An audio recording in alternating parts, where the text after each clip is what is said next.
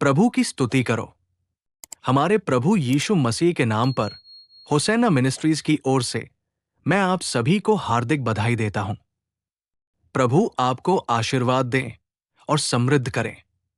प्रिय प्रियजनों, इस बार हमें पवित्र शास्त्रों से एक विशेष विषय पर ध्यान देना चाहिए, क्योंकि इन दिनों में जैसे जैसे प्रभु का आगमन निकट आ रहा है, हमारे लिए ये समझना आवश्यक है कि हमें उस आगमन के लिए कैसे तैयार रहना चाहिए। क्योंकि अगर हमें भक्ति की कमी है, तो ये सभी आध्यात्मिक अनुभव जो हम अनुभव कर रहे हैं, हमें कभी भी इस तथ्य को भूलने या अनदेखा करने का कारण नहीं बनना चाहिए कि उनके आगमन पर हमें उनसे मिलने और उन्हें देखने के लिए ऊपर उठाए जाने के लिए तैयार रहना चाहिए। ऐसा नहीं है कि इस दुनिया में एक दिन हमने ऐसा करने के लिए ही भक्ति करना चुना। हम एक आशा वाले लोग हैं, विश्वास को थामे हुए हैं, एक धन्य आशा के साथ आगे बढ़ रहे हैं कि वो आएंगे और वो हमें उस स्थान पर ले जाएंगे जहां वह है। ऐसी धन्य आशा के साथ हमें उनके आगमन के लिए तैयार रहना चाहिए और पलक झपकते ही बदल जाना चाहिए। उस समय हमें एक साथ एकत्रित मंडली होना चाहिए, क्योंकि इसी कलीसिया के लिए वो इस दुनिया में आया था। ये कुछ ऐसा है जिसे हमें हमेशा याद रखना चाहिए। तो कलीसिया क्या है? क्या ये सिर्फ एक इमारत का निर्माण करना और उसके अंदर भव्यता और धूमधाम से पूजा करना और दावा करना है? ये हमारा कलीसिया है? इस कलीसिया के अनुभव क्या है? अगर हम समझ लें कि कलीसिया वास्तव में क्या है, तो ये हमारे आध्यात्मिक जीवन के लिए बहुत फायदेमंद होगा। जब हम पवित्र शास्त्र पढ़ते हैं, तो हम समझते हैं कि कलीसिया वास्तव में कौन और क्या है। यहूदा की पुस्तक में हम एक सुंदर वचन पढ़ते हैं। मैं पहले अध्याय की पहली आयत पढ़ रहा हूं। यहूदा, जो यीशु मसीह का सेवक और याकूब का भाई है, उन लोगों के लिए जो बुलाए गए हैं, परमेश्वर पिता में प्रिय और यीशु मसीह के लिए रखे गए हैं, दया, शांति और प्रेम तुम पर बढ़ता रहे। प्रिय प्रियजनों, इस भाग में हमें ध्यान देना चाहिए। वो लिखता है, जो बुलाए गए हैं उन्हें नमस्कार। अर्थात कलीसिया एक बुलाई गई सभा या बुलाए गए लोगों की एकता है। हमें ये नहीं सोचना चाहिए कि सिर्फ इसलिए कि हम ईसाई परिवार में पैदा हुए और पले बढ़े और पूजा पाठ के लिए किसी जगह पर गए, चर्च बन गया। चर्च हमारे निजी जीवन से जुड़ा हुआ है। मैं चर्च का सदस्य हूं। ऐसा नहीं है कि हम सब मिलकर चर्च बना लें। अगर 50 लोग भी पेड़ के नीचे बैठकर पूजा पाठ करें, तो उसे भी चर्च ही कहा जाएगा। सिर्फ इसलिए कि वहां कोई इमारत नहीं है, इसका मतलब ये नहीं है कि वो चर्च नहीं है। हम ऐसा कैसे कह सकते हैं? चर्च कोई इमारत या संरचना नहीं है। ये वे लोग हैं जिन्हें बुलाया जाता है, जिन्हें एक सुंदर बुलावा मिला है, जिन्हें खींचा जाता है। जहां भी 10 लोग इकट्ठा होते हैं, जहां भी 2 या 3 लोग इकट्ठा होते हैं और पूजा पाठ करते हैं, उसे चर्च कहा जाता है। अब हमें ध्यान देना चाहिए। क्या वे लोग जिन्हें बुलाया जाता है वास्तव में चर्च के सदस्य हैं? इसका मतलब है कि हमारे पास एक विशिष्टता होनी चाहिए। बुलाए गए लोग कौन हैं? उन्हें कहां से बुलाया गया है? हम दुनिया में थे और पाप हमारे अंदर था। जन्म से ही पाप हमारे अंदर रहता है। इन कर्मकांडों से, इन सांसारिक गतिविधियों से, पाप के जाल से, पाप के चंगुल से हम ही वे लोग हैं जिन्हें बुलाया गया है। मेरे प्यारे भाइयों और बहनों, बहुत से लोग ये नहीं समझते कि चर्च क्या है। उन्हें लगता है कि चर्च कोई कर्मकांड है। उन्हें लगता है कि चर्च एक तरीका है जिसे हमने बनाया है। नहीं, नहीं, नहीं, नहीं। जिन लोगों को वो उच्च बुलावा मिला है, यानी जब परमेश्वर ने उन्हें पाप से बाहर बुलाया, जब परमेश्वर ने उन्हें उन कर्मकांडों से बाहर बुलाया जो उन चीजों को छोड़कर उसके पास आए, वही चर्च है। लेकिन अगर किसी को बुलाया गया है, लेकिन उसने अभी तक पाप नहीं छोड़ा है, अभी तक दुनिया को नहीं छोड़ा है, अभी तक दुनिया के कर्मकांडों को नहीं छोड़ा है, और फिर भी कहता है मैं एक चर्च का सदस्य हूं, तो उसका चर्च से कोई संबंध नहीं है। प्यारे प्रियजनों, आज हमें अपने आध्यात्मिक जीवन की स्थिति को पहचानना चाहिए। बहुत से लोग सांसारिक चीजों से चिपके रहते हुए भी ये दावा करने में प्रसन्न हैं कि वे चर्च का हिस्सा है। लेकिन चर्च दुनिया के साथ नहीं मिलता। दुनिया चर्च में नहीं है। परिभाषा के अनुसार चर्च एक ऐसी चीज है जो स्थापित और अलग है। अगर सांसारिक प्रथाएं चर्च में फिर से प्रकट होती हैं, तो समाज और चर्च के बीच क्या अंतर है? दुनिया में हम कुछ प्रथाएं देखते हैं, प्रभुत्व, अधिकार, चुनाव, संग्रह। दुनिया में हम कुछ विभाजन देखते हैं, ये हमारी जाति है, वो उनकी जाति है, ये हमारे लोग हैं, ये हमारे लोग नहीं हैं। दुनिया में ऐसे अंतर मौजूद है। अगर वही चीजें चर्च में प्रवेश करती हैं, तो समाज और चर्च के बीच क्या अंतर रह जाता है? नहीं, चर्च को बुलाया जाता है, स्थापित किया जाता है, अलग रखा जाता है। समाज में प्रथाएं चर्च में प्रथाओं से अलग है। समाज में लोगों के व्यक्तित्व अलग हैं, लेकिन चर्च में लोगों के व्यक्तित्व अलग हैं, क्योंकि इसकी तुलना उससे नहीं की जा सकती। इसलिए चर्च का अर्थ जिन्हें बुलाया गया है, इस पहले पद में अवश्य देखा जाना चाहिए। अब संक्षेप में मैं आपको दूसरे बिंदु के बारे में बताता हूं। चर्च का अर्थ है वे लोग जिन्हें पवित्र होने के लिए बुलाया गया है, जिसे हम रोमियो अध्याय 1 पद 2 में पढ़ते हैं। आइए हम उन शब्दों को भी पढ़ें और उन पर मनन करें। मैं रोमियो अध्याय 1 पद 2 पढ़ रहा हूं।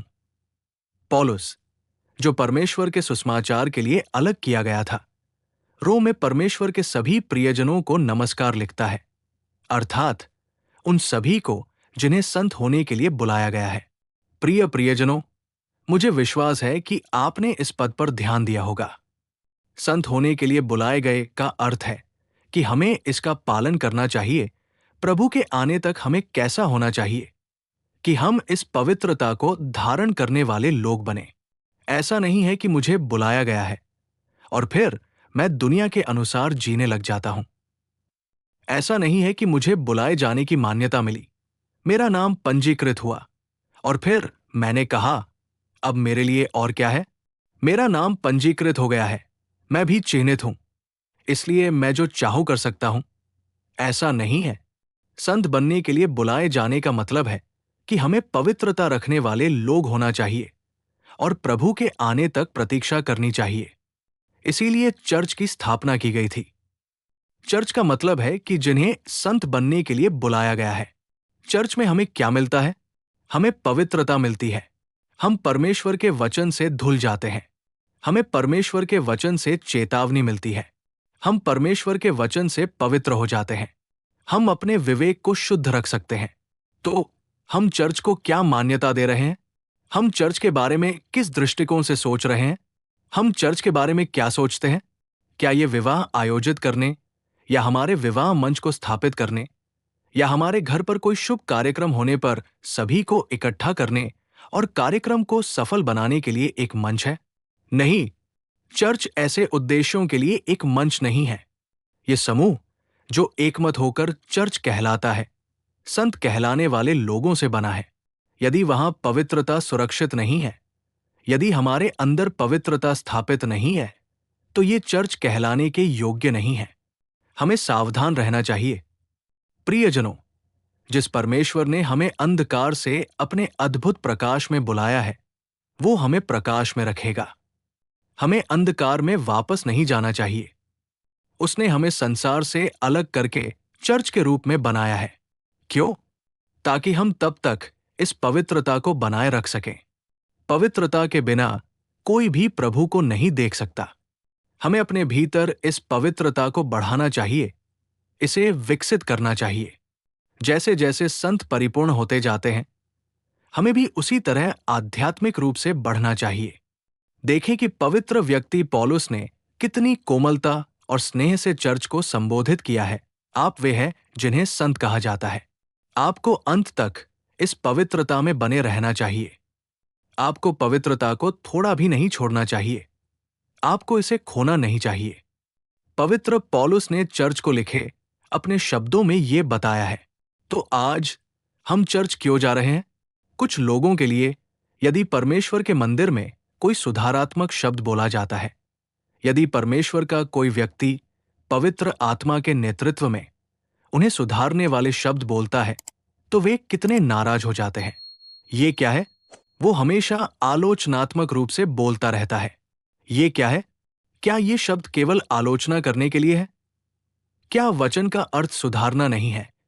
क्या वचन का अर्थ अच्छा बनाना, शुद्ध करना नहीं है? क्या वचन का अर्थ हमें पवित्रता प्रदान करना और प्रभु के आने तक उस पवित्रता में बने रहना नहीं है? जब हम कपड़े धोने के लिए ले जाते हैं तो क्या हम उन्हें केवल पानी में डुबोकर वापस लाते हैं, या जब तक सारी गंदगी निकल न जाए तब तक रगड़ते हैं? उस कपड़े पर लगी गंदगी को हटाना चाहिए, है ना? हम साबुन लगाते हैं और रगड़ते हैं। उसी तरह हमें अपने दिलों में परमेश्वर के वचन द्वारा सुधारे जाने के लिए सहमत होना चाहिए।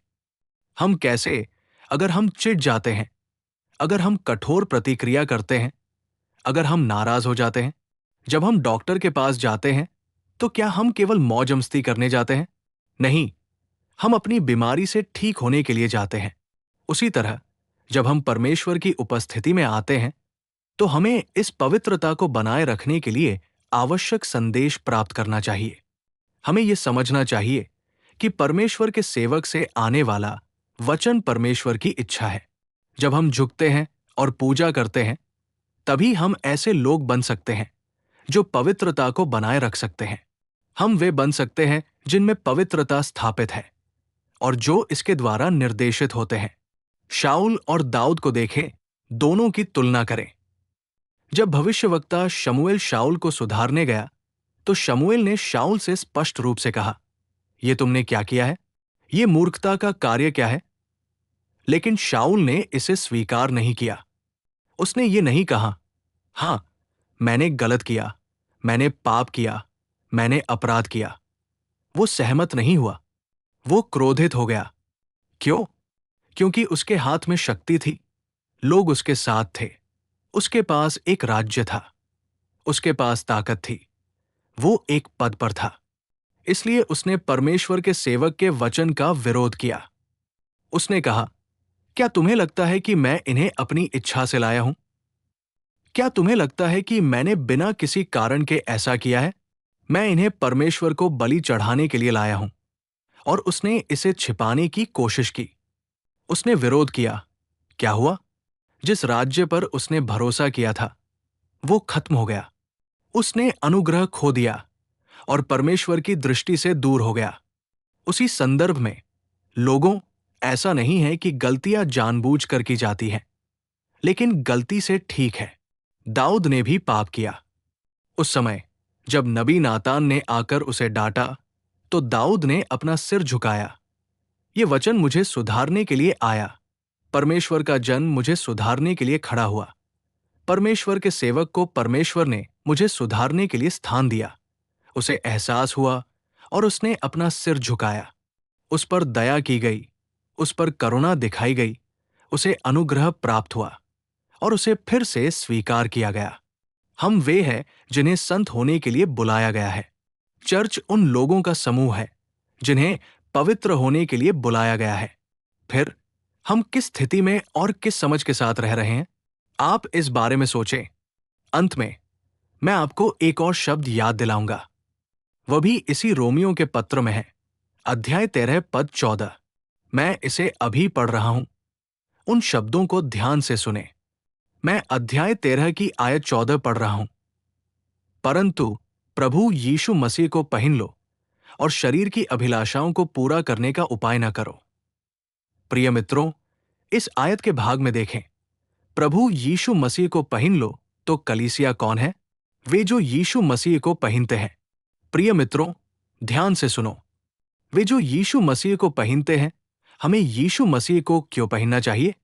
क्योंकि कलीसिया का मुखिया मसीह यीशु है। क्योंकि कलीसिया कहलाने वाली इस देह का मुखिया मसीह है। क्या कोई देह मसीह को पहनने के बिना जीवित रह सकती है? क्या कोई देह महिमा या मूल्य प्राप्त कर सकती है? आप इस बारे में सोचें। कलीसिया का अर्थ है मसीह को पहनना। मसीह को पहनने का अर्थ ये नहीं है कि ये केवल एक कमीज है। मसीह को पहनना केवल कोई वस्त्र नहीं है। मसीह को पहनने का अर्थ है उसमें पाए जाने वाले गुणों को पूरा करना, उसमें नम्रता, उसमें करुणा, उसमें प्रेम, पवित्रता, समर्पण, दया, कोमलता, ये सभी मसीह में है। कलीसिया को इन्हें पहनना चाहिए। वो समूह जो मसीह को पहनता है वो कलीसिया है।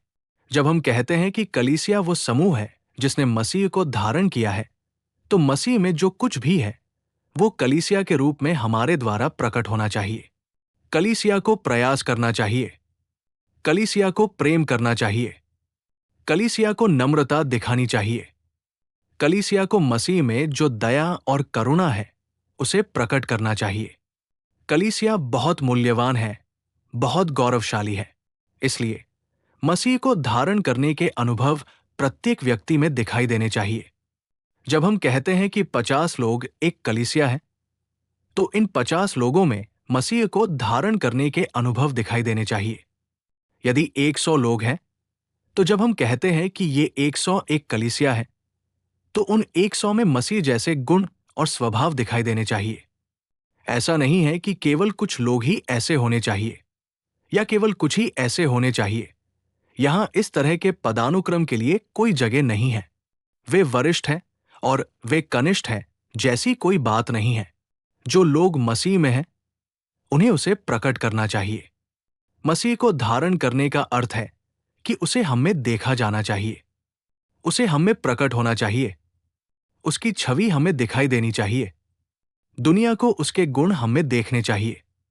यही चर्च है।